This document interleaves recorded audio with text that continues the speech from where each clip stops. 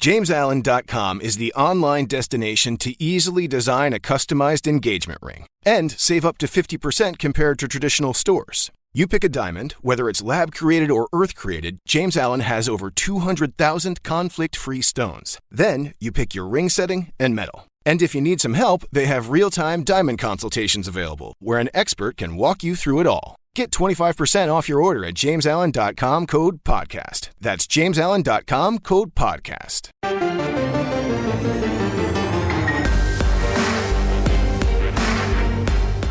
Welcome to the PowerCat Podcast, GoPowerCat.com's Kansas State Athletics Show. Make sure you're subscribing to our show at Apple, Spotify, Amazon, or wherever you get your podcasts. Now, from the GPC studios, here's your host, GoPowerCat publisher, Tim Fitzgerald. After racing out to a 3-0 record in the 21 season, Kansas State ran headlong into a gauntlet to open Big 12 play. We knew it would be tough, starting at Oklahoma State and coming home for games against Oklahoma and Iowa State. But the reality of it was Kansas State simply was not good enough in any of those games, culminating in Saturday's 33-20 loss to the Cyclones in Manhattan. It dropped Kansas State to 3-3 on the season and 0-3 in Big 12 play. Saturday, Kansas State travels to Texas Tech in what is an enormous game for the Wildcats as they seek to get back on the winning side of Big 12 play in the 2021 season. Welcome to the PowerCat Pregame Podcast. I am GoPowerCat publisher Tim Fitzgerald, and I will be joined throughout this show by our trio of experts. We will have Ryan Wallace, our recruiting expert, who also helps us at GoPowerCat with team coverage. In the second portion of the podcast, former Kansas State offensive lineman Brian Hanley joins us as he does pre- and post-game to break down what he sees from the Wildcats. And of course, Brian was on the Wildcats in those historic 97 and 98 teams under Coach Bill Snyder. And in the final segment, not only will we hear directly from Chris Kleiman, who caused a small storm this week with something he said in the press conference, but we will also hear from our own Ryan Gilbert as we break down the odds for all of the games in the Big 12 and take a look at Tech and K-State in terms of the gambling advantage for either team. We are sponsored by Robbins Motor Company. K-State fans, visit the Robbins Chrysler Dodge Jeep Ram Fiat location on Anderson Avenue in Manhattan for an exciting test drive. Robbins Motor Company, title sponsor of the PowerCat Pregame Podcast. Well, let's not mess around anymore. We've got a lot to cover in this podcast as the struggling Cats prepare for the Red Raiders. It will be an 11 a.m. kick down in Lubbock. The game will be shown on FS1 this Saturday. And now we bring in Ryan Wallace from the GoPowerCat staff to discuss Texas Tech and Kansas State down in Lubbock on Saturday morning, 11 a.m. kick, as I mentioned. Wally, let's start off with this. Give me your overall thoughts on this Tech team, because I have problems getting my mind wrapped around if they're okay or bad. And it doesn't reflect in their record because they do have a couple Big 12 wins, but I'm just not blown away so far this season by them. Yeah, I think they're better than they have been, at least maybe since Matt Wells has been there. But in saying that, I think that their record is a little bit of an illusion. I think that they came out of the gates and fought back for a good win against Houston on the road, a Houston team that's their only loss, I think, to this point of the season. And, they've had some other good wins. I think, regardless of how good you think West Virginia is, I think that was a nice win for Matt Wells to get over Neil Brown's team. But then they come back and, have TCU and Texas put up, close to 600 yards rushing, or something of that to that effect. So I think it's a little bit of smoke and mirrors, but by and large, it's very similar to the blueprint that we've seen in the past of, fairly effective offense that can score points and a defense that is all about getting turnovers, because otherwise they just have not, been that balanced. I will be fascinated to see what K-State's game plan is. This is a defense at Tech that has struggled against the run, And I just wonder if K-State's going to line up and just try to control the ball, control the tempo. Look, we all want a balanced offense. I mean, that's pretty clear. You seek that so people can't load up the box. But it also strikes me K-State had a lot of success when it was a more run-heavy offense, and this is a defense that will allow you to do it. Do you see Deuce Vaughn and Joe Irvin being at the forefront of this game plan? No, definitely. I mean, I think they're going to start on the ground and kind of see how and if that opens things up through the air, and I think it will. When you watch Texas Tech, very rarely do they bring more than 3 or 4 man fronts and or 3 or 4 man pressure. And when they do bring more than that, you can almost see it coming. It's third downs, it's areas of a drive that the offense really needs to convert. And for whatever reason, it's almost as if Keith Patterson, their defensive coordinator, thinks that, well, the offensive coordinator won't see this coming. and 9 times out of 10 they do. But I really think that K-State's offense is going to have their way in this one. I think it's going to be reminiscent to what we saw against Oklahoma as far as just the nice balance of pass to run. Like I said, I think when you watch Bijan Robinson run the way that he did, when you watch Zach Evans run the way that he did, and the way that they had just enormous lanes to run through, I think that this is a motivated K-State offensive line coming off of the performance that they had last week against Iowa State. And I don't see a formidable front that's going to challenge them from allowing Deuce Vaughn to, run for at least his average of 5 yards a carry right now. And then once you get that going, I think it'll open up for Phillip Brooks, Tyrone Howell, Malik Knowles, of course, to do their thing through the air. I really think K-State's offense is going to have kind of a signature day, and they need one. And ironically enough, Fitz, I'll finish by saying this. As I say, I think K-State's offense is in line for a signature day. They're going to do it on Courtney Messingham's 55th birthday. Well, how about that? And he needs a nice birthday present, doesn't he? He could use a gift. Yes, indeed. And I hope Kansas State can find a really reliable running game to open up the passing game a little bit more. Deuce Vaughn comes into this game averaging 90.5 yards per contest. Joe Irvin adds in 36.2. What's really interesting is Deuce is at 5 yards a carry, and Joe Irvin's at 5.4. Joe's been really effective. He was effective against Iowa State. I didn't think he got enough touches. It gets difficult when you're trying to get Deuce Vaughn enough touches to be the backup running back, because you just don't get opportunities. Between the running game and passing game, Deuce is touching the ball about 22 snaps. And when you're only running, I don't know how many snaps, I haven't added it up here, but 70 plays a game, that's a big chunk of your offense right there. And I'm just anxious to see if they give the ball to Joe more, because I thought he looked really good against Iowa State. Well, and I mean, this is the exact type of front defensive alignment, opponent, whatever, that I think would be very fitting to run a little bit more of that dual back look. Have a Deuce Vaughn alongside of Joe Irvin or on either side of Skylar Thompson.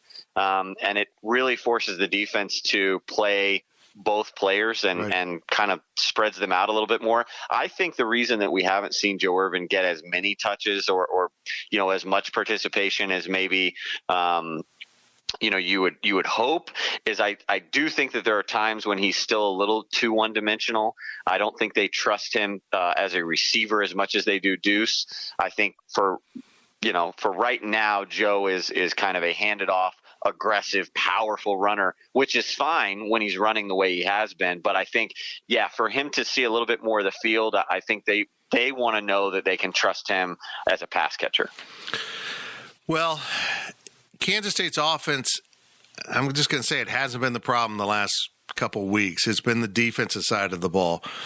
The offense has been okay. It certainly needed to be closer to on point against Iowa State. Just too many small miscues that really set back the offense and took away opportunities.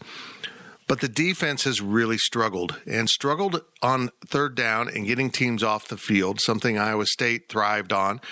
And Oklahoma certainly never left the field except for one interception. Is Tech the kind of offense that will give Kansas State problems, or is K-State's defense at the point where everyone gives them problems? Probably a little bit of both. When I watch Texas Tech and this Matt Wells kind of offense, they're still scoring at will. I mean, they have the fourth most touchdowns in the Big 12. Yardage wise and things of that nature, they're still among the top 2 or 3 units in the Big 12 conference, kind of, paying homage to the Cliff Kingsbury, the Mike Leach Texas Tech days. But, this offense doesn't have nearly the firepower that those Red Raiders teams did. The way, though, that this team is built a little bit differently, where they still have, a defense has to stay on their toes a little bit more, it's because they're running the ball much more effectively. So Roderick Thompson, when they were able to get him back in the fold and, really getting him into a rhythm, it opens up things big time for this offense. Because like I said, there's not really a Michael Crabtree type receiver that scares you, on an every snap basis with this Texas Tech team. So Roderick Thompson, though, can open some things up, and he has. They're not the most efficient offense. And, I think when you see, Tyler Shook go down and they insert Colombi, their efficiency's gone down even more. They've thrown the most interceptions of any team in the league. So that bodes well for K-State's defense. And the other interesting thing about Texas Tech, though, is that, with Colombi at under center, they really don't stretch the field because they can't. His arm strength is nothing compared to what you remember, with Davis Webb or even with Tyler Shook. They just can't get the ball downfield. He's a 10 to 15-yard passer. So I think this bodes well for Kansas State. It allows T.J. Smith, Jerron McPherson, Russ East, these safeties that are very good at coming downhill to just keep everything in front of them. As long as you don't allow Eric Izukama to get going, the number one receiver in the Big 12 by average yards per game, as long as you kind of keep him in check, you can really kind of load the box and make sure that you just play everything underneath and force, Henry Colombi to beat you. And, Texas Tech tried that last year and it failed in Manhattan. Right. They started the season with the Oregon transfer, Tyler Shook, at quarterback. They were really optimistic, and he is a very promising quarterback as a fifth-year senior. That would have been interesting to see. Unfortunately, he got hurt, as you mentioned.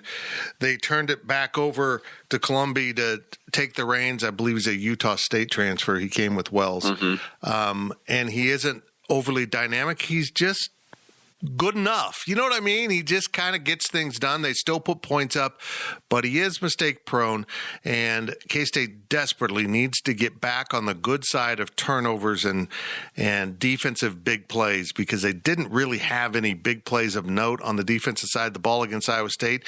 They got almost no pressure on the quarterbacks the last couple games, and it's really been troublesome without some of these players that they've lost to injury. Can they find a way to generate some pressure without just selling out every third play to try to bring a lot of heat? I think so.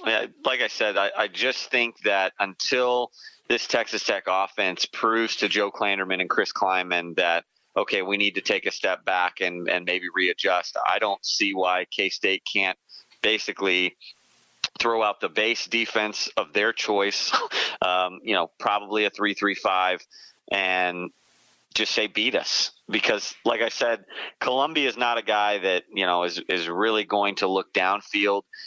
It's when he's under center, it's very much kind of a nickel and dime approach passing wise. And then, trying to get Sir Roderick Thompson going on the ground, and they just kind of burn you down the field, with these longer drives, at least longer drives than what you're used to with Texas Tech, I should say. But in saying that, I don't see any reason why this can't be, kind of a coming out party, getting back to where, this defense was early on in the season. I think there are going to be opportunities for turnovers, not even just in offense, Fitz, because, we saw with TCU, they created some turnovers because Columbia left some balls kind of hanging out there that were either deflected or TCU was able to just run up and read the play. Or even Texas on special teams had a block punt that they were able to return for a score. Texas Tech lives and dies on turnovers. I mean, the reason that they are what they are this year in terms of record is literally because they've either made the most of turnovers or they've just been terrible with turnovers. And I think that, K-State is a smart enough team by and large. By and large, their assignment sound, although, that wasn't always the case against, Oklahoma and Iowa State. But I think that their assignment sound enough to, reap the benefits and really force Texas Tech to be the worst of the two teams on Saturday. Texas Tech on paper looks like an explosive offense, but when you start boiling down in who they've scored against, they did score 38, defeating Houston, as you mentioned, in the season opener, 38-21. Stephen F. Austin, they scored 28. Florida International, 54. Then they go up against Texas, and they get absolutely smoked, 70-35. So that 35 is entirely useless when you lose by 35.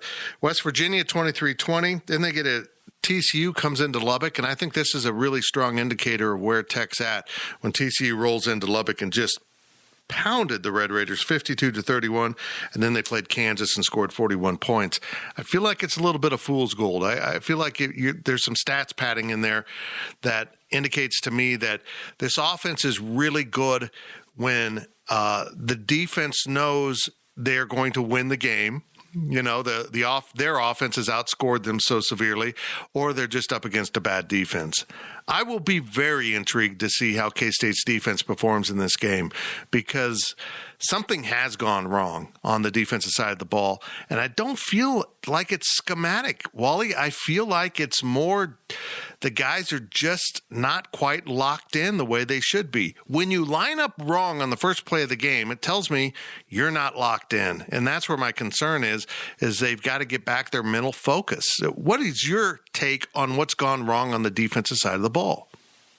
I think to some extent, we've mentioned it, I think, the last two pregame shows about, hey, that Khalid Duke injury was kind of significant, and, it has been. And each week it's proven to be more and more, for as good as Felix Anudike has been this season, having a guy like Khalid Duke or even Boom Massey on the other side, to kind of take a little bit more of eyes off of him, I think went a long way in having the start that he had. But in addition to that, I just think, the further you go into the season, the more tape that people are getting on this 3-3-5, and particularly the way that Joe Klanderman and Chris Kleiman are running it. And they're getting more tape on a guy like Timmy Horn. They're getting more tape on a guy like Julius Brents, and on and on. So I think it does come down to a little bit more of game planning than maybe you think. I think people are starting to figure K-State out a little bit. Now, in saying that, you look at the schemes that they've gone up against in these losses. Not only are they good teams with, pretty good athletes, specifically, Oklahoma State and Oklahoma's offense, but then you look at, Matt Campbell's regarded as a pretty good X and O coach. Well, we know Lincoln Riley's regarded as a pretty good X and O coach, and Mike Gundy's done it for years. They know how to beat, defenses like this. Does Matt Wells, and this staff in particular really scare you that they're going to figure some things out? Probably not as much. And so I think that K-State matches up better from a term of talent and athletic and personnel standpoint against Texas Tech, obviously, than they did against the other three. Now, there's kind of the double-edged sword of that, which is fans hear that and they go, oh, so we're down in Texas Tech's level. To some degree, yes. But, I do think, getting back to the question, I do think that, by and large, this defense they kind of need a momentum game. They need to get a turnover or two to get, playing with their heads held a little bit higher, and I think that Texas Tech will allow them to do that. Well, that sounds promising. I got to say that I'm just going to put it out on the table. I have been a little bit disappointed in Julius Brents. He's not a good open field tackler, which in the Big 12 is a premium, and he's lost contact with some guys in coverage. I feel like the corner play has been under what I thought, and it's not like I entered the season thinking they were going to have great cornerback play. I just thought it would be a little more solid. But boy, if they played man against Iowa State, someone was open. If they sat back in zone and really didn't try to pressure the quarterback, someone was open. It just seems like coverage isn't very efficient right now for this team. Well, and I think some of that has to do with, some of their best playmakers on defense, as I said, are they're what they're best at, I guess I should say, is coming downhill. I mean, they're really good tacklers. TJ Smith, for I think as quality of a cover man as he was in the nickel in high school for a really good McEachern program in Georgia, at heart, he's still a hitter. Amaris Brown is the same way, and we saw him playing corner, which kind of says a lot about, maybe where T. Denson was in pregame or in game planning for Iowa State. It obviously says a little something about Justin Gardner, who, we find out afterwards that he wasn't available for that game, and that had, nothing to do with, injuries or COVID or anything like that. It was some disciplinary issues. So not having him hurts, because I think Justin Gardner might be their best cover man along with Echo Boydo. But, again, getting back to it, TJ Smith is not very adept in coverage. I think Jerron McPherson is much better coming down into the box. So really that kind of leaves Russ Yeast. And for the most part, a lot of teams are figuring out not to pick on him. And on the Iowa State night, it was TJ Smith that they really abused over and over again. And then Amaris Brown on the outside, like I said, when they had to rotate him in at corner to try and, spell or to try and find some sort of momentum, it backfired. And Julius Brents, for all intents and purposes, has been a huge letdown too. And, for all the hype that we've heard Chris Kleiman bestow on Will Howard as being the nation's best backup, let's not forget that he also went to Big 12 Media Days and proclaimed that Julius Brents, might be one of the Big 12's top cornerbacks. And aside from, an easy interception against, who was it?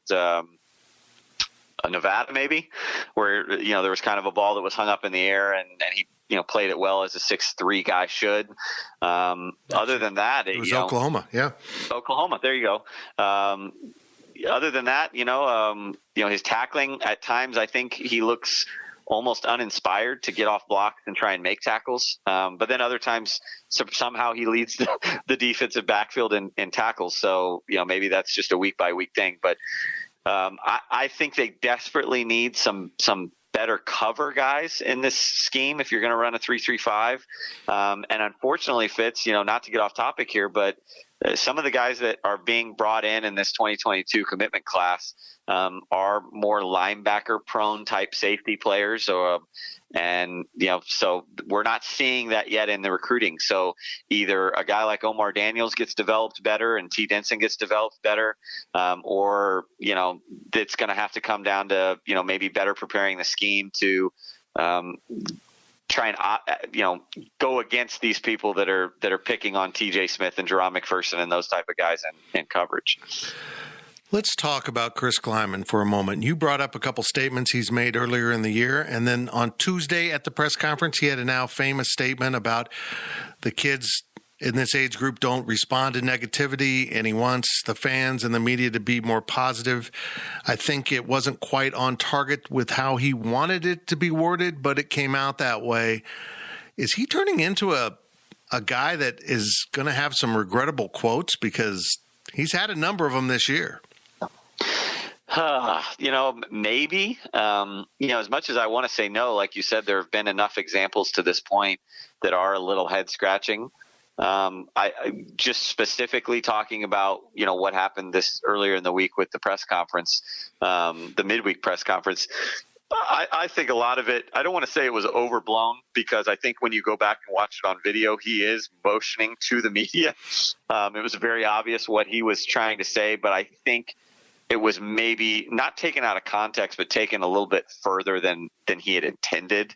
I don't think if you sat Chris Kleiman down that he actually expects or hopes that the media writes, only glaring positive things. I think he's been around the block long enough to know what the media's job really is. I think he was just saying, by and large, for 17, 18-year-old kids, whether, football players or, whomever, just this generation needs, more pats on the back, I think is more what was coming across. And do I think that there, an alarm bell went off or that red flags are being raised? No, because when I look at the grand scheme of things, I don't base, a coach's personality, attitude, demeanor on kind of what the media thinks of him or kind of what he says publicly. I guess what I'm trying to say is all I've heard is glowing reviews from the people that are in the locker room that spend time with him every day, whether it's support staff members or players or recruits. Everyone likes Chris Kleiman.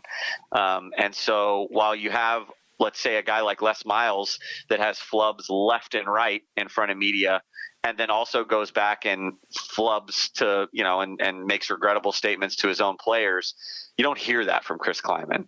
So I'm not putting a whole lot of stock on, is Chris Kleiman maybe cut out for, Power 5 national media level kind of attention just because, maybe he's a little bit more confident in certain players than we are, maybe because he desires for our generation and country to be a little bit more positive in a lot of negative times. Yeah, I agree. I don't think he was asking the media to be rah. I think he was saying, we've done some positive things this year. We did beat 3 good opponents in the non-conference, and we have played 3 really good teams in Big 12 play that are combined 17-2. It kind of jumps out at you, the quality of opponents K-State has played. And I wasn't overly alarmed. I certainly perked up my ears when he said it. And but I think that this will be a short-term fire. And you know what he did? Probably unintentionally, he put the focus back on him. With that statement. Everyone's talking about him and not about some of the issues we're seeing on the field with his players or his coordinators or anything else. He, rightfully so, as a head coach should do, even if it was unintentional, he brought the fire back to him. And I think K-State wins this game. I think this is a game that is going to be a huge measurement for Kleiman's program. I think he understands that. I think the players understand that. They are not of the level right now of Oklahoma State, Oklahoma, and Iowa State. They weren't able to pull off what would have been an upset. These teams are in their wheelhouse the next 4 weeks. These are the comparable pool of teams in the conference here, with the exception of Kansas, but that is a probable win for the Wildcats. But you do have Tech, TCU, Kansas, and West Virginia all lined up in a row. All games K-State can win. I don't know if they're capable of winning all 4 in a row. But this is the measurement of K-State that I think is more valuable to fans and to understand where the program's at. If they fail in these 4, they only win 2 or 1, or I can't see them going winless. But if they struggle in these 4, then I'll be worried, because I didn't think they were up to beating Oklahoma and Iowa State. I thought they might get Oklahoma State, but Wally, they're better than I think any of us expected. They're salty. They just know how to win. But this stretch, Wally, this is it, man. You got to get some wins here, and I would probably say you probably need to win the next 3 in a row. Yeah, it all starts with this Saturday. This is it's kind of a weird one, because for as easy, I think, on paper as it looks, there are elements about it that are still going to make it challenging. Obviously, Lubbock is a place that has had moments with K-State and Texas Tech as far as kind of coming down to the wire. Obviously, K-State's won 9 of the last 10, but I think you look at the last 2 in Lubbock have been by 1 score, and one of them went to overtime. So, we kind of find ourselves saying this about Texas Tech every year, and then that ends up being usually in Lubbock a more competitive game because, it is one of the longer road trips in the league, and so you've really got to get your mind right. I think K-State has the right leadership at hand and enough experience that, the fact that this is only the second true road game that they've had all year, I don't think that factors in as much as, maybe a team that had a little bit less experience. K-State in its blueprint is, like I said, typically very assignment sound, play pretty smart football. And against a team like this, I think even some miscues won't hurt you like they did the last 3 weeks. They've got to get this one done. They have to get this one done. His name's Ryan Wallace. He covers recruiting and the team for us at GoPowerCat.com. And that is the first portion of this edition of the PowerCat Pregame Podcast, sponsored by Robbins Motor Company. On the other side of this break, we bring in our football analyst, Brian Hanley, a former offensive lineman for the Wildcats. And then later on in the show, we've talked about what Chris Kleiman said on Tuesday at his press conference. You will hear it right here on the PowerCat Pregame Podcast. GoPowerCat.com's PowerCat podcast continues after this short break. Ryan Reynolds here from Mint Mobile. With the price of just about everything going up during inflation, we thought we'd bring our prices down. So to help us, we brought in a reverse auctioneer, which is apparently a thing. Mint Mobile Unlimited Premium Wireless. How to get 30, 30, bit to get 30, bit to get 20, 20, 20, bit to get 20, 20, bit to get 15, 15, 15, 15, just $15 a month? Sold! Give it a try at mintmobile.com/switch. $45 up front for 3 months plus taxes and fees. Promo rate for new customers for limited time. Unlimited more than 40 gigabytes per month. Slows full terms at mintmobile.com. Welcome back to the PowerCat podcast. Now, let's return to the GPC studios. Welcome back to the PowerCat Pregame Podcast. That was Ryan Wallace in the first portion of your show to get us rolling. And in a second, we'll bring in Brian Hanley, the former Kansas State offensive lineman in the late 90s for the Wildcats. But we are sponsored by Robbins Motor Company. At Robbins Motor Company, they strive to earn lifetime business and build relationships, selling quality cars, trucks, vans, and SUVs, and offering top-notch parts and service. Robbins Motor Company, title sponsor of the PowerCat Pregame Podcast. And now we bring in Brian Hanley. Mr. Hanley, how are you doing on this fine day? I am doing well, sir. How are you? Have you lost 3 games in a row? Because I don't think ever. It's probably true. I had thought about that. Yeah, you were on a lot of winning teams through your career, in football and basketball. So I was lucky. We'll let you off the hook on that one. Interesting. Before we started, and I'm going to play this clip a little bit later in the show. In fact, at the start of the next segment. But you and I were discussing Chris Kleiman's odd comments about how the team are a bunch of young guys who can't accept negative energy, and he wants the fans and the media to try to be more positive. That's kind of the way it came out. I'm not sure if that's the way he meant to say it, but boy, it did set off a little brush fire in these parts. What are your thoughts on some of the things Coach Kleiman said? Very odd, and kind of like I said, I'd never really heard a coach say that. I've been around coaching basically my whole life, from my father to just everything, and I've never really heard a coach saying that kids can't take it and kids need all this positive reinforcement. Because the first thing that I noticed as a kid, my dad wasn't giving positive reinforcement all the time when he was coaching guys. So I know for a fact that guys can take it because they still were out there every week or every day. So that's the first thing. But from the fans' point of view, look, fans want to win. Fan is short for fanatic. I'm a fanatic, I admit. And we want to win. And when we're not winning, we're not going to be happy. And you know what? I don't blame K-State fans for being upset, for not settling, because that's been a complaint for forever, is that K-State fans were okay with being 6-6 and stuff like that. Well, we're okay at 7-5. Well, fans, they don't want that. They want more. And I know the kids want more and everybody wants more, but you can't ask fans not to be upset. That's ridiculous. Yeah, I don't know if it really ended up being what he wanted to say, but he said it. He's got to live with it now. He might try to unring that bell in the post-game press conference, or I'm not sure. But if you've got a team that's so fragile it can't take negative tweets from fans, that's an issue. Then you got big problems.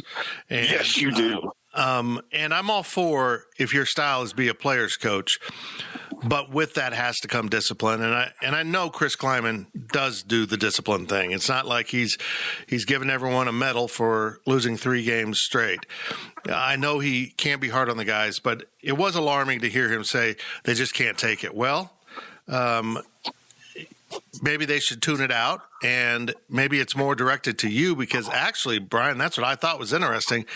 Most of the criticism here after this Iowa State game is aimed at Chris Kleiman and the coaching staff, not as much the players who look ill-prepared, and it's not their job to get them 100% prepared. The coaches have to oversee that and be accountable for it. I think the fans are pissed that the defense gives up too many third down conversions, that the offense can't score enough or be creative enough to find ways to get the ball down the field. They're mad at the coaches, and I hope the coaches can take it. Yeah. Hey, coaches getting paid a lot of money to be able to take it, and that's what I think as well. Because if you know me and you know from our podcast that we've done together, I am never going to criticize a kid. I will criticize his play, but I'm never going to criticize a kid. I don't do that. I don't believe in that. They're not professionals. Having said that, coaches are different. You are professionals. You get paid. And I didn't think anybody was – I really didn't see anybody criticizing the players. It's just what you said. It was all about, hey, why can't we have a decent offense? Why can't the defense get off the field? What's going on here? I just think it was a lot of people are just upset because we're not winning games that, although these teams are better than us, if we just do a couple of extra things, we could have won. We could have won the OU game. That's the game that could have been won by K-State. Referees aside, that's a game that could have been won by us. It was there. They were trying to give it to us, and we couldn't take it. Lastly, again, Iowa State's better, but we beat ourselves in a lot of different ways, with just mental mistakes. And you're right, not being prepared to play. That's inexcusable, and that's all coaching. You can't blame players if guys are out of position all the time. Because at some point, it can't just be they're out of position. It's maybe they're being taught to be out of position. They're not in the right places. So it's just weird. Yeah, it truly was. And but let's make a pivot here. In reality, Kansas State is 3-3. Yes, they're 0-3 in the conference, but they have lost to 3 really good teams. And they have been competitive at times, just not exact enough to win games against good teams. You can get by with 4 turnovers in the second quarter against Southern Illinois, which is a really good FCS team, but you can't apparently get by with 1 fumble for a touchdown at Oklahoma State because that turned the tide. One play in almost every one of these games has meant the difference between winning and losing. And you can look at Saturday's game with Iowa State. There were so many opportunities to make that game competitive in the first half or the third quarter, and they just couldn't do it. They just weren't exact enough. The pass wasn't high enough. The receiver didn't catch the ball. The field goal kicker missed the field goal. Just little things piled up on K-State. And if any of those go differently, maybe they have enough in their gas tank to win the game. Now, going to Texas Tech, as we turn our attention to the game on Saturday, I don't want to say they have more room for error, but they don't have to be as exact as you need to be against these other teams. They need to go down there and play with confidence and be pretty good. And I feel like that's the real enemy here, is just believing you can win. If you lose that, and maybe that's what he meant, they're not going to be upset about being criticized, but the losing piles up and they lose their confidence. They've got to carry confidence into this game that they're better than Texas Tech because, Brian, they're better than Texas Tech. Yes, they are. They 100% are better than Texas Tech. And you're right. Need to go down there, act like we're better than they are, and then go play better than they do. Go out and be the more physical football team on both sides of the ball. I know I always say it starts with both lines, but you know what? We got to do that. But we also got to make some changes in what we're doing. We got to make changes and be aggressive. I think it's just all about aggression, because whether you're out of position, whether you don't know what you're doing, if you're being aggressive, that's half the battle. So let's just go down there, be aggressive, and fight like heck, and go hit them in the mouth early. And that may be all we need. And then just put our foot on the gas pedal and just keep it on it the rest of the game. Well, let's pick up on that. At Tuesday's press conference, I asked Chris Kleiman about the difficulty to balance being aggressive on defense while not giving up big plays. Against Iowa State, they weren't overly aggressive. They tried to be at times. It just didn't work. They did bring some blitz action against Brock Purdy in that Iowa State offense. They just didn't ever get to him. It just failed. But they still gave up big plays. And the balance is tough to get, but they have to ramp up the volume and, damn it, just be agreeable that you might give up a big play, but you also might generate two big plays by being aggressive and turn the tide of a game. I think K-State is going to go on the attack with its defense. Yeah, I think so too. They have to. We've seen what it's done basically the last 3, even 4 weeks. It just hasn't. We've got to be aggressive. We've got to be aggressive and just make the quarterback get the ball out of his hands. Make an offensive lineman think, hey, if this guy slides and this guy loops around and another guy comes, just give him a half second to think about what he should be doing. Trust me, I've been there. It's when you got guys running all over the place and twisting and slanting, that does things to you. You don't know. It might just be a half second. Well, a half second's all you need to get by a guy. And to make a miss. And I think we just have to be super, super aggressive on early downs, too. Not make it obvious. It doesn't always have to be on 3rd and 7 or 3rd and 6. Be aggressive on first down. Even if they run the ball, make it 2nd and 13. There's nothing wrong with that. Just being aggressive and having the back end just tell the guys, you got to stick to them. I know we've had some trouble, but, yeah, you just got to be sticky. We're bringing pressure. That's part of it. And like you said, and if we give up a big play or two, that's going to happen. But you know what? If you give up a big play or two, then you can create 4 of your own. And I think that's what bringing pressure does. Well, it's very interesting to me when you look at the Big 12 statistics so far this season. Kansas State has actually got the 5th-ranked defense in this conference. And a lot of that, of course, is based on what they did in the non-conference. And they actually have held down the yardage a little bit from what you might expect based on the result of some of these games.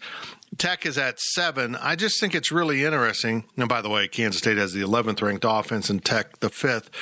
I just find it interesting that now that we've gotten into a little bit better competition, the offenses are better, the skill sets are better, the linemen are better, quarterbacks are maybe better. I don't know. Carson Strong's pretty damn good for Nevada. All of a sudden, the defense doesn't work. It worked for 3 games, and now it doesn't work. What do you think's going on here? Have teams scouted K-State enough now to know what they're doing, or are they doing something differently that has made their own players play with less gusto? Well, one thing is that I can attest to is that if you have 5 offensive linemen that are blocking 3 guys, well, that's an advantage clearly for an offensive lineman. And when it comes to pass protection anyway. So it makes it easier. And if they have a back end, that makes 6 guys blocking 3, which basically means everybody can be double teamed. Well, that's an issue. And nobody can cover. When it comes, nobody's going to be able to cover 5, 6, 7, 8 seconds. You just can't cover that long. On the back end, it's just impossible to do. So that's one part of it. The second part of it is what you said. I think teams have kind of figured out what they do. We've been very predictable. It's kind of what I mentioned earlier, is we don't bring pressure unless it's 3rd down. We don't bring pressure. We just haven't done that. We got to get out of these tendencies and do things a little bit more unpredictable to force our hand, or to force their hand, I should say, right, to do things on different downs, not obvious passing downs. That's the only time we're bringing pressure. Bring it on first down. Bring it on second down. And then maybe you can sit back a little bit if you get them into deep enough yardage, and way behind the sticks. But I think that's what it is that K-State, our tendencies, these coaches have just figured it out, is that, okay, on first down, we can run it. And they are. And they're getting ahead of the sticks. We've got to be able to get teams behind the sticks. And when we do that, we're just like any defense. Any defense is going to be good. Well, we have to be able to create those opportunities for ourselves. And I just think that the tendencies, and we're just too predictable on defense at this point.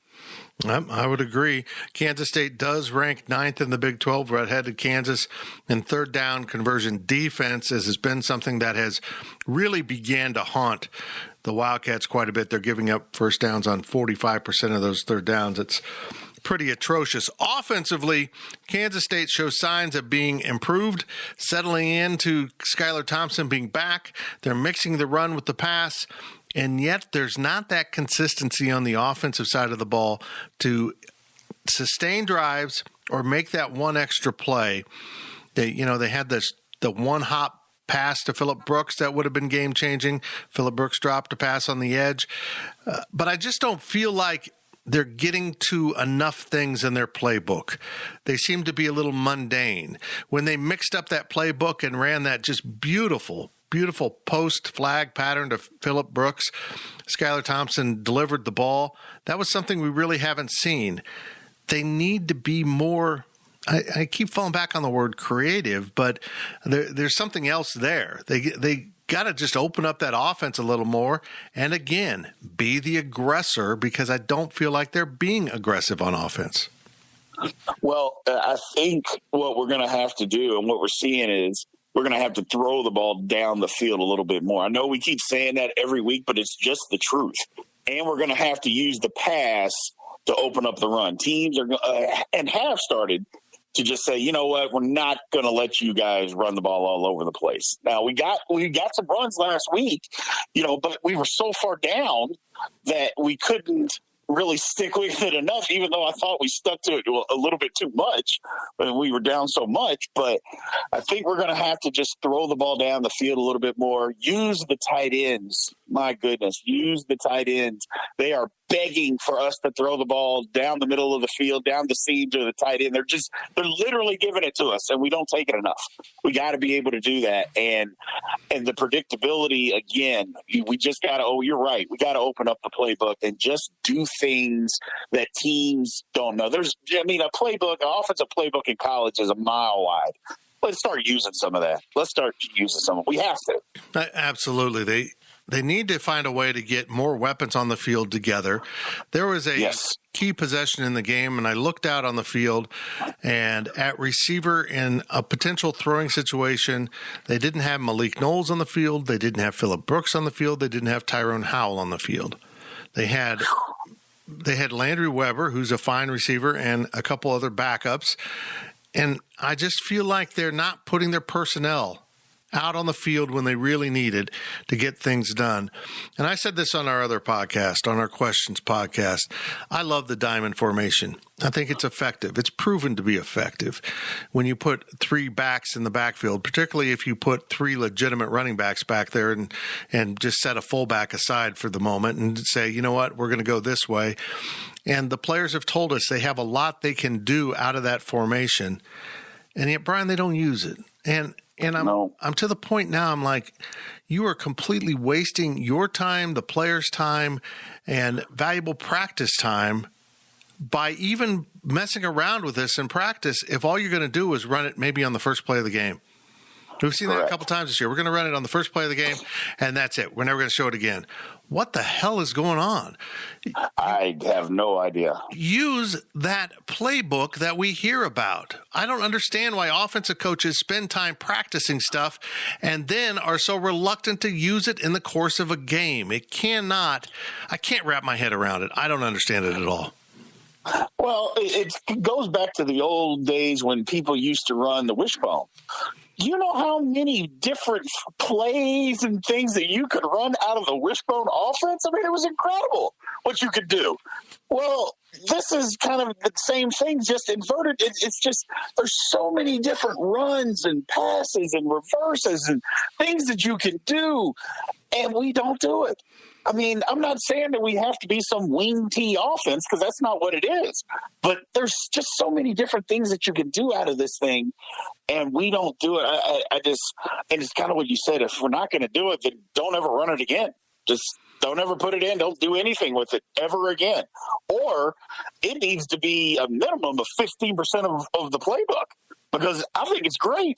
I think it is absolutely great. And when we use it, it works. It's amazing. It once in a while it gets blown up. For the most part, though, it picks up positive yardage that can sustain a drive, and yet we don't see it. Texas Tech loves to use the RPO, the run-pass option, quite a bit. It's something that has faded in college football to a degree since they changed the rules about downfield blockers. They're not a little more strict. They're a lot more strict on it. You used to be able to get linemen that would wander down the field 5-6 yards, and they would just kind of look the other way. Now, if you're at 3.5, you're getting a flag. You can only be 3 yards down. Right. Teams have backed away from it, but I love the RPO, and it does put a stress point on every defender to be able to read what the quarterback's doing with the ball. What are your thoughts on the RPO offense, and would you like to see K-State use more of it? We're going to see plenty of it from Texas Tech. I absolutely think that it is a great weapon on offense. I mean, it puts so much stress on linebackers and safeties that, it's just – I would love for us to run more of it. Again, you can get the tight end involved. I know I keep screaming about it, and I'm going to keep screaming about it until they do it. You can get the tight end involved, and you can get slants. And the one thing about an RPO is if you can hit one on a quick slant, you can take it the distance. Yep. Because that's the whole key is getting those guys sucked in. And if you can hit a hole and you can get a gap, it is going the distance. And teams, that's what they're literally looking to do. I think K-State, that can be a valuable part of our offense. And Texas Tech runs it well. They've done it. They haven't really done it for years because they used to just drop back and throw it all over the place. But they're doing it well now, so it's going to be a challenge for us to stop. This is a huge game, Brian. I've said that so many times, but this one, you've got to win this. You just do. You got to get back on the winning side. If Chris Kleiman's worried about his team's confidence, losing to Texas Tech ain't going to help one bit. It's going to make it all that much worse. It's going to turn up the heat from fans who are disgruntled. Can Kansas State get this done? Can they go into Texas Tech, into Lubbock, which is a tough place to play, and get the win down there and get home for homecoming against TCU, another huge game? But is this a game K-State should win? Well, I said last week that it was a kind of a program-defining game as far as what we needed. We needed to win the game because the barometer was we got to start getting over the hump. Well, we didn't win. So if we didn't get over last week, this is, in my eyes, a must-win because it's just what you said. If we're worried about confidence and you go down there and lose to a team that you're better than, well, let's not make any mistakes. K-State's better than Tech. If you can't pull this one off, it's a problem. I think they can. I think, again, we're going to need special teams. And it's going to take a collective effort of everyone, but coaches getting the guys in the right places to make plays. Just put the guys in positions to make plays. That's it in a nutshell. The other games so far this season in the Big 12 have been big because they were against the better teams. Could K-State measure up against them? Well, despite playing good in some of those games, at least two of them, Passion, drive, and patience. What brings home the winning trophy is also what keeps your ride or die alive. eBay Motors has everything you need to maintain your vehicle and level it up to peak performance, from superchargers, roof racks, exhaust kits, LED headlights, and more. Whether you're into speed, power, or style, eBay Motors has got you covered. With over 122 million parts for your number one ride or die, you'll always find exactly what you're looking for. And with eBay Guaranteed Fit, your part is guaranteed to fit your ride every time or your money back. Because with eBay Motors, you're burning rubber, not cash. With all the parts you need at the prices you want, it's easy to turn your car into the MVP and bring home that win. Keep your ride or die alive at ebaymotors.com. Eligible items only. Exclusions apply. They did measure up. I mean, let's be blunt here. Now they're into games against like opponents, those opponents that we believe will be in that 4 through 9 spots in the conference. Now this measurement's really important. If you can't beat them, then you are in the lower half of the conference, and then the heat will really be up. Yeah. It's just a game we just have to win. We're better than they are. If K-State's trying to do what I think that we're trying to do as a program for a season, then this is a game that we just have to go and win. It's just flat out, we have to go win this football game. He is Brian Hanley, our football analyst at GoPowerCat.com, and as I've mentioned many times, former Kansas State offensive lineman on those 97 and 98 teams. Brian, thank you very much. Thank you. That's it for the second segment of the PowerCat Pregame podcast, sponsored by Robbins Motor Company. On the other side, we will hear some of what Chris Kleiman said at Tuesday's press conference that stirred the interest of so many fans all across Wildcat Nation. I'm Fitz, and we will be right back. GoPowerCat.com's PowerCat podcast continues after this short break. Welcome back to the PowerCat podcast. Now, let's return to the GPC studios. Welcome back to the PowerCat Pregame podcast, sponsored by Robbins Motor Company. We have spoken with our own Ryan Wallace and our football analyst Brian Hanley as we prepare you for Saturday's 11 a.m. game, Kansas State at Texas Tech in Big 12 play. The dedicated team of automotive professionals at Robbins Chrysler, Dodge, Jeep, Ram, Fiat will match you with a vehicle that suits your lifestyle and budget. Robbins Motor Company, title sponsor of the PowerCat Pregame podcast. And as we do every week, we start the third segment with our interview segment. So far this year, we've talked to players. This week, we are going to bring in the big guy himself, Coach Chris Kleiman, in an extended interview segment because he said some things that really caught the attention of the fan base, and those will be at the end of these comments as we have strung together some things he said from Tuesday's 30-minute press conference. We're going to start off with his overall thoughts on this game with Texas Tech, and then we'll move into the questions I asked during the press conference. And then our good friend D. Scott Fritchen, who now works for K-State Athletics, asked a couple really great questions about the mindset of this team after losing 3 straight games. And the very last quote, well, Chris Kleiman said something that caught a lot of people off guard. We'll let you judge what he said for yourself. And here we go. Kansas State coach Chris Kleiman on this game with the Red Raiders. Good afternoon, everyone. Big weekend for us, heading down to Lubbock against a really good Texas Tech team. They're playing well. Happy for Coach Wells. He's one of my close friends in the profession, and happy to see him having success. Doing it in a variety of ways, but an explosive offense, veteran quarterback, a lot of good skill players playing really well up front offensively.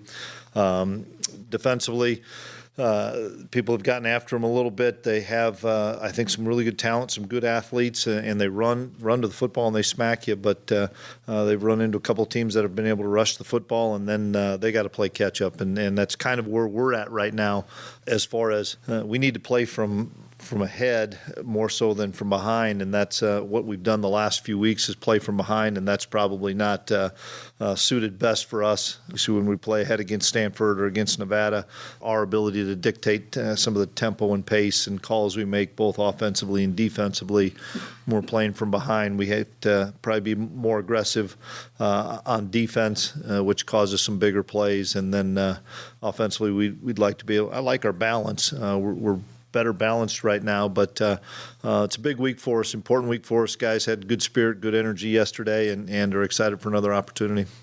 How challenging is it right now to find that balance between using your defense to attack and make plays and trying not to give up the big plays? Yeah, we can't have that second mindset at all as far as we can't give up the big plays, because then you start playing on your heels and then you're tentative on things. So we've got to get back to some of our basics. We've probably tried to do too much. We've talked about that on defense, of trying to do too much. And it's easy to say that against Iowa State. You guys watched Iowa State. They're in every formation known to mankind and really talented at doing that, shift, trade, motion, to get their playmakers the ball. And we need to continue to simplify so that we are playing faster, more attacking, whether that is bringing more pressure. At least our guys, maybe if we simplify the plan, simplify the calls, maybe our kids will play it a little bit faster. So we got to take ownership in that as a coaching staff. You've got a great player in Deuce Vaughn who can do so much for you, but do you find yourself got to make sure we get Tyrone Howell involved? We got to spread the ball around a little bit better. Yeah, and we still have to give what the defense, take what the defense gives us. The most talented guy we have is the 6-year senior quarterback that has to make the decisions of where the ball should go based on the coverage, based on the pressure, based on the look that he sees, and we're confident that he can do that. If that means that Deuce is taken out of something for a series or for a quarter and somebody else is making a play, Deuce will be happy about it. We just want to find a way to win. But it's been fun to see guys like Landry step up. It's been fun to see guys like Tyrone step up. I was happy with Phillip Brooks. I mean, that was a big-time route and a great play, and Iowa State doesn't give up those 50-yard passes or whatever the heck it was very often, and we were able to hit a home run. And so I think it makes us more difficult as we continue on to defend when we have so many guys that can beat you.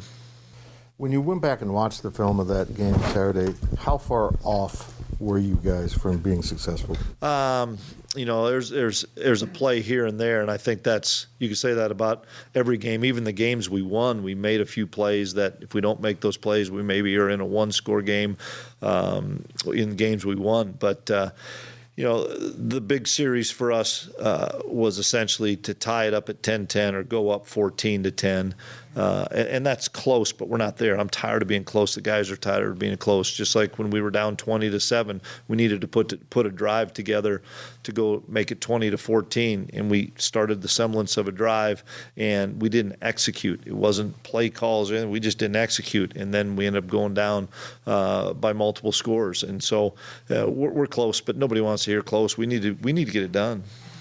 Skyler mentioned that he thought that everyone had to take a look in the mirror. And what I'm curious about is, have you already seen positive dividends from that? Yeah, I think everybody does, and coaches included. And we took ownership on Sunday for some things that we had some mental errors on either side of the ball or on special teams. And, you can't put that on the kids. You got to look at yourself and put it on yourself as a coach first and say, are we putting these guys in the best position to be successful? And are we simplifying it enough so the kids can understand it and play fast? And that's the first thing is, as coaches, we need to be better.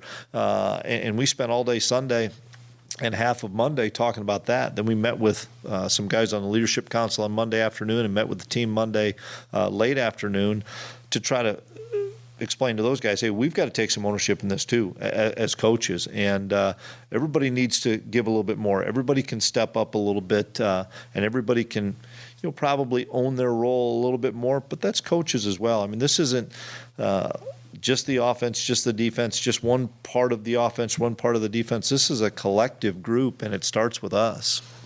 And I'm curious about the collective mentality, the coming together of this team during adversity and being able to come out with positive results. Yeah, thank heavens we are a close team, because this is, you can be divided when you have adversity strike, and I've been pleased with our leadership, our older guys, the council, to be able to bring guys together. Guys know it. Guys know that we need to take ownership and get this thing righted in the right direction. Played pretty good schedule now too. We got to take into the consideration of that we had an opportunity to win all 3 games. We didn't, and now we have a chance to move forward in the next one, and you cannot trip on what's behind you. We didn't play well enough, and we got beat. And if you keep thinking about the negative, you're going to lose sight of what's coming in front of you. And I know that we have to challenge each other as coaches and challenge each other as players to be better, but you need to do that with a positive mindset. And sometimes we all have a tendency to take it from the negative standpoint. I'm telling you guys, 18 to 22-year-olds can't handle the negative side of things. And we have to, and I'm asking you guys, I'm asking for your help. We need to be more positive. I know we can play better. You know we can play better. But we've got to give these kids more positive things because we got a great locker room in there, kids that do care about each other, kids that love each other, coaches that believe in these kids, and we can't give up on them. And now let's get caught up on the spread, the lines, all of the good stuff when it comes to sports, gambling, and Big 12 football this weekend by bringing in our own Ryan Gilbert. Hey, Ryan, how was Big 12 basketball? Well, they don't call it Media Day anymore, do they? I know. It's like tip-off? Uh-huh. Oh. Yeah. It was fun, though. It was a good time. Did they tip anything off? Was there actually a ball that they threw into the air? Not that I can report. John Higgins, was he there to do this? Doug Sermons was not there. Oh, damn it. Neither was John Higgins. Whatever. I wanted to ask about him, but I kept my mouth shut. Okay, that's good. That's good. I was going to say my name was Tim Fitzgerald, actually, if I asked. They wouldn't have believed you. They have my picture up everywhere. They know who I am. But for today, let's stick with Big 12 football, and let's dive into the 4 games. We have Texas and Baylor taking the weekend off because they're lazy bums. But we do have 4 great games in the conference, 3 great games in the conference, and we have OU going to Kansas. Let's start there. What line were you picking on? It looks like it has actually gone up to 38.5. Oklahoma favored on the road to win by 39 or more. On my TV show, The Drive, we went ahead and picked 39.5 because it was just entertaining to me to say, will OU win by 40 or more? I think they do. Mm-hmm. I think they win by whatever they need to cover. And I also think Lincoln Riley proved in Manhattan that covering is in the back of his mind because that explains why they would kick a field goal that really didn't mean a whole lot in the outcome of the game, but it did get the cover for a moment against Kansas State. Mm-hmm. I think they roll. I think new quarterback, KU's coming apart at the seams. This is going to get as ugly as an ugly game can be. Mm-hmm. I think even if it gets up to 45, 50, 55 points, I don't care. I'm taking Oklahoma here. I mean, Kansas, they're 0-for on the season, right, with covering. They haven't shown that they're capable of winning you any money, so until they do, just stay away from them and bet against them. So I like OU all the way here. Does Spencer Rattler play in this game? Not that I'm aware of. I thought Williams, it's his job now. Well, I understand he's going to start. Oh, with the fourth quarter? Okay. I mean, he's not the normal backup you throw in the game for mop-up duty. He might think that's beneath him, which is part of the problem. Mm-hmm. But I'd be comfortable with him keeping more points on the board if you're afraid of a backdoor cover or something. So yep, another reason to bet on OU. Let's talk about TCU in West Virginia. The Frogs are a 4.5-point favorite. This has moved up a little bit. What are your thoughts on this game? This one's tough, and I had a hard read on it, but I'm going to lean with TCU. I'm going to actually go with the public. Usually I go against them, but I'm not a big fan that this line shifted over 3 points. Now it's at, 4.5 points. So, that 3-point mark is big. 10% games, 10% of games are decided by 3 points. So you're missing out a little bit there. If you got in early, you're feeling good. But I like TCU here. They're at home. West Virginia's traveling a pretty long ways. And again, with Kansas, what reason have they given to bet on them? West Virginia, I had some high hopes for them to come into this year, and they have just really looked like they've looked bad. And this isn't a compliment to TCU at all, but I'm going to roll with the Horned Frogs here. I don't quite get West Virginia. I'm with you. I thought they'd be better than this. They're 0-3 in the conference, 2-4 overall. K-State's 0-3, but they have played 3 of the 4 better teams. Yeah. The one that I can't get is Tech going to West Virginia and winning. That set off alarm bells. I'm with you. I think the Frogs cruise. And, of course, I'll have my actual picks on the line on Saturday morning over at GoPowerCat.com and YouTube. Make sure you're subscribing to both of those things. The big game in the conference this weekend is Oklahoma State traveling to Ames to play Iowa State. Now, this is an interesting rivalry. These two teams have played some meaningful games in recent years, and this, too, is a very meaningful game. Oklahoma State's unbeaten. Iowa State is trying to cling to hopes of making it back to the Big 12 championship game. They really can't lose again if they want to do that. Now that they've lost to Baylor, I guess mathematically it doesn't eliminate them, but it certainly makes it very difficult. I am a little surprised by this line. I think people were really impressed with Iowa State. This line continues to creep upwards. It's now around 6.5, 7 points in favor of the Cyclones on their home field, which would indicate, if normally, what you get for a home field advantage, that on a neutral field, Vegas feels like Iowa State wins this game. Are you surprised by that? Yes, a little bit. And you kind of took the words out of my mouth a little bit. The recency bias, and everyone here in Manhattan, like me and you, we saw Iowa State play on Saturday. They looked good. They're good. They looked like a great team. Won by 13 points, and let's be honest, they should have won by more. Right. So I don't want people to just think, oh, I saw that team play. They're now on a hot streak. That's where you start losing money when you bet. However, I think this team is getting back to who they were supposed to be preseason. I agree. I believe that. I think Oklahoma State, there's still a lot of question marks with that team. I still think they're playing with house money. They've been getting kind of lucky here in some of these games. So I hate to just use that game against Kansas State that we saw on Saturday, but I like Iowa State here. I think they're getting back to who they should be. Oklahoma State's really not impressed me too much, so I like Iowa State. And is a touchdown a lot? I think a touchdown is a lot, so I'm a little more nervous about that. But I still think Iowa State wins. That home field advantage is big. It's key. Playing on grass that might mess with the Cowboys a little bit. So I'm given more reasons to bet on the Iowa State team. I will reveal my pick Saturday morning with On the Line. It's a very intriguing game. I like both these teams. I think they're both good teams. And I think you're right. Iowa State is getting back to what we thought we would see from Iowa State earlier in the year. But Oklahoma State just kind of continues to do what they're doing, which isn't overwhelming anyone, but they continue to win, including in Austin last week. Here we go. Tech in K-State. This line has danced around a little bit. K-State opened as a 1-point favorite on the road. It swung back to Tech as a 1-point favorite. I'm now, as we record this, seeing some pick'ems popping up, which is what I think this game really is. A 1-point line, stupid. Just put pick on it. Jeez. They just got to keep that 1-point line on there in case they get a 1-point decision and get the push and get to keep some money. What do you think about K-State and Tech? The stars align perfectly for K-State to win this game, and this is the bounce back game. They've lost 3 in a row. This is the game where it all gets right back on track. However, first of all, I don't like how it's an 11 a.m. kickoff on the road. Never a fan of that. Second of all, based off of Kansas State's last 3 games, I am not comfortable picking them to win. I'm just not. I get it. So that's every coach has flaws, right? But Chris Kleiman's, I think most people could agree that his biggest flaw is keeping his teams bought in, maybe when adversity hits, right? And K-State has their backs against the wall right now. This is the season, I think, right here. If you win it, you're still alive on life support. If you lose this game, it's over. It's done. Yeah, you're in big trouble. So as much as I'd love for Kansas State to get that win and try to right the ship, I think Texas Tech wins this game. I really do. And I think it's a 50-50 game. I think the pick'em, that line is pretty accurate. Notice I haven't said one word about any sort of schematic or matchup or anything like that. It's an even game. I think this one's more about preparation. And Chris Kleiman, I don't have much trust in him. He's lost 8 conference games in a row. Is there an asterisk by that? Sure. But it's real. It's a fact, and facts don't really care about, anything else. So until we can see K-State win a game, I'm going to bet against them. I really am. Well, I think what disturbs me the most isn't the fact that they've lost these 3 games, because the other teams were better. They just were better than Kansas State. I can accept that. I can't accept not knowing how to line up on defense on the first snap of the game. Or 12 men on the field.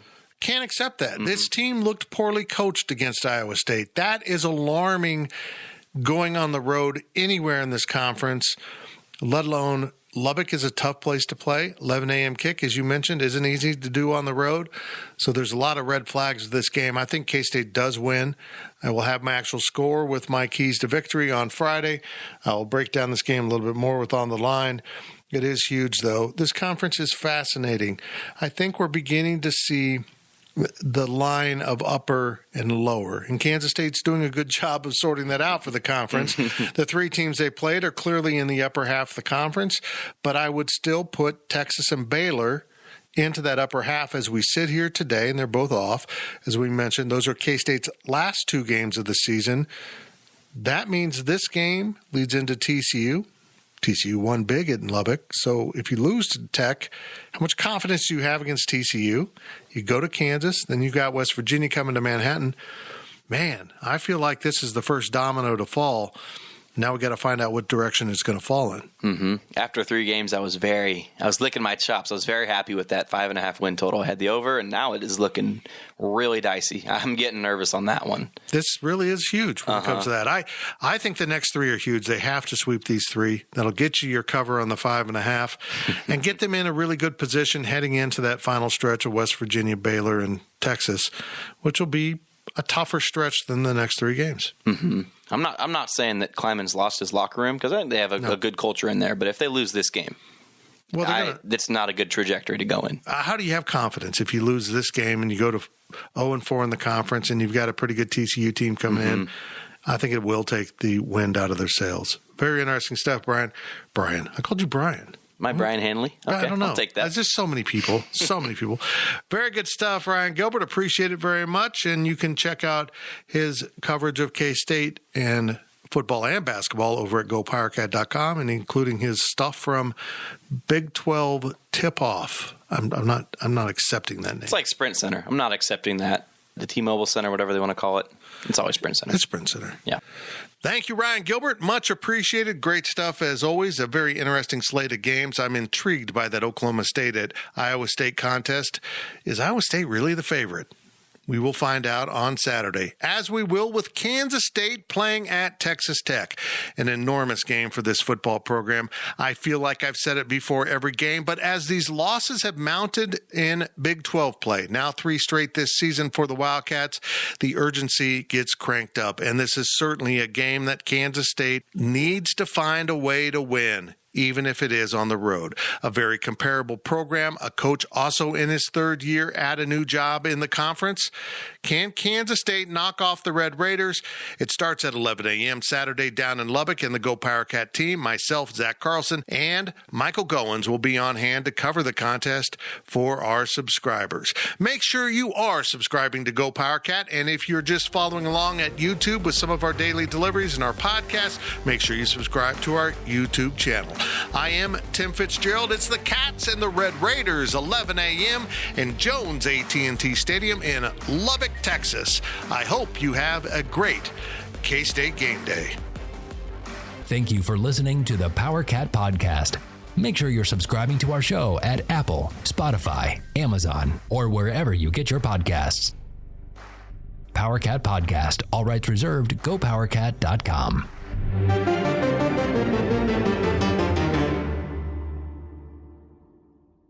With Blue Link Plus, you can access your Hyundai Tucson Limited remotely. Doors unlocked, temperature set, lost car found. There it is. Get complimentary class-leading Blue Link Plus. Call 562-314-4603 for complete details.